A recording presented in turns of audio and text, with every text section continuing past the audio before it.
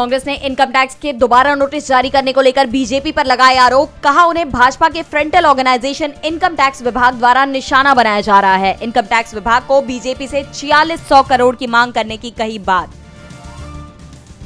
कांग्रेस सांसद राहुल गांधी ने महिलाओं की बेरोजगारी को लेकर उठाए सवाल। कहा आज भी 3 में से सिर्फ 1 महिला के हाथ में रोजगार क्यों है? कांग्रेस चाहती है आधी आबादी पूरा हक। पीएम मोदी के ट्वीट पर जवाब देते हुए कांग्रेस अध्यक्ष मल्लिकार्जुन खड़गे ने किया पलटवार। कहा आप भारतीय संस्थानों को अपनी निजी संपत्ति मानते हैं, लेकिन ये संपत्ति जनता की है। खड़गे ने पीएम मोदी पर इन संस्थानों को कमजोर करने के लगाए आरोप। बिहार में इंडिया गठबंधन में सीट बंटवारे का हुआ ऐलान। आरजेडी को मिली 26 सीटें, कांग्रेस को 9 जबकि वाम दलों को 5 सीटें मिली। आरजेडी, कांग्रेस और वामपंथी नेताओं ने संयुक्त प्रेस कॉन्फ्रेंस कर की घोषणा। दिल्ली के मुख्यमंत्री अरविंद केजरीवाल की पत्नी सुनीता केजरीवाल ने लॉन्च किया आपका केजरीवाल को आशीर्वाद कैंपेन। सुनीता केजरीवाल ने जनता से दिए गए व्हाट्सएप नंबर पर मैसेज भेजने की अपील। बांदा मेडिकल कॉलेज में मुख्तार अंसारी की बॉडी का हुआ पोस्टमार्टम। 3 डॉक्टरों के पैनल सहित 5 लोगों की टीम ने किया पोस्टमार्टम। बांदा जेल में उम्र कैद की सजा काटते वक्त हार्ट अटैक से हुई मुख्तार अंसारी की मौत। पूर्व विधायक मुख्तार अंसारी मामले पर तेज हुए विवाद। बेटे उमर अंसारी ने जान लेने के लगाए आरोप। कहा खाने में मिलाया गया जहर। मुख्तार की जेल में जान जाने पर अखिलेश यादव ने उठाए सवाल। कहा यूपी में कानून व्यवस्था का शून्यकाल। सर्वोच्च न्यायालय के न्यायाधीश की निगरानी में जांच की मांग। बाहुबली मुख्तार अंसारी की मौत के बाद उत्तर प्रदेश में बढ़ाई गई सुरक्षा। मऊ गाजीपुर में धारा 144 लागू। डीजीपी मुख्यालय ने सतर्कता बरतने के दिए निर्देश।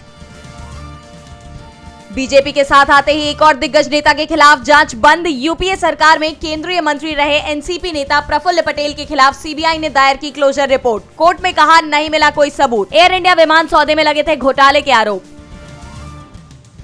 अमेरिका और जर्मनी के बाद अब यूएन ने की केजरीवाल की गिरफ्तारी पर टिप्पणी। कहा उम्मीद है कि अन्य लोकतांत्रिक देशों की तरह भारत में राजनीतिक और नागरिक अधिकार सुरक्षित है। अमेरिका में H1B वीजा के लिए जल्द शुरू होगा लॉटरी सिस्टम। भारतीयों को मिलेगा फायदा। H1B वीजा के सबसे बड़े लाभार्थी भारतीय। भारत रूस के संबंधों पर यूक्रेन के विदेश मंत्री दिमित्रो कुलेबा ने दिया अहम बयान। कहा भारत रूस के रिश्तों का कोई भविष्य नहीं, ये सिर्फ सोवियत काल की विरासत। हमें जंग रोकने के लिए भारत की जरूरत। बांग्लादेश में भारतीय सामानों के बहिष्कार के खिलाफ पीएम शेख हसीना ने तोड़ी चुप्पी। विपक्ष पर हमला करते हुए कहा पहले अपनी बीवियों की भारतीय साड़ियां जलाओ। जिन्ना और गांधी का नाम लेकर भारत से बातचीत को गिड़गिड़ाया पाकिस्तान। कहा संघर्ष हमारा भाग्य नहीं, इसके पहले भारत से व्यापार शुरू करने की कही थी बात। आयकर विभाग ने बैंक ऑफ इंडिया पर 564 करोड़ रुपए का लगाया जुर्माना। बैंक ने कहा उसके पास मामले में अपनी स्थिति को उचित रूप से साबित करने के लिए पर्याप्त तथ्यात्मक और कानूनी आधार मौजूद। गुड फ्राइडे के अवसर पर बैंक से लेकर शेयर मार्केट भी बंद। एनएसई बीएसई में नहीं होगा कोई काम।